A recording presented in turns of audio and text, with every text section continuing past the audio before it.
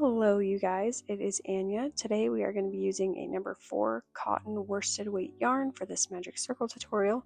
This is Peaches and Cream. I'm pretty sure it's discontinued now, but it doesn't matter what yarn you use. And we're going to be using a 4.25mm hook and a pair of scissors. So today I want to show you guys the magic circle. So many patterns use the magic circle, and this is the main reason why. When you use the chain 2 method, you get this hole in the center of your circles and it's really hard to get rid of it. But when you use a magic circle, as you can see, the hole isn't there, it's just nice and tight. So that is the point of the magic circle. To make your magic circle, you'll hold your yarn in front of 2 of your fingers, secure with your thumb, wrap it around the back, across the front in an X, and then flip your hand over.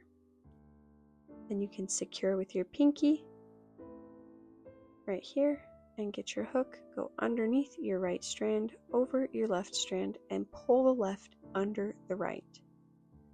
Once you've done this, then you're just going to twist your hook like this, and you will Spock style your fingers, grab your working yarn and yarn over, and then just pull a chain through your twist, and that is your magic circle. So the other part of the magic circle is putting stitches in it, and there's a few things that can make that a little bit easier. So to put your stitches through, you'll just stick your hook through, pull up your yarn, and complete your stitch. I'm doing single crochets here, but you can do whatever stitch your pattern calls for. I noticed that it's a lot easier to hold your loop if it's smaller, so you can pull your loop small to help you hold it. The other thing to note is that you will be crocheting around both of these strings here. One of them is the tail and the other one is the loop. So go ahead and just put as many stitches as your pattern says. Once you have the right number of stitches in your loop, we are just going to pull the loop tight.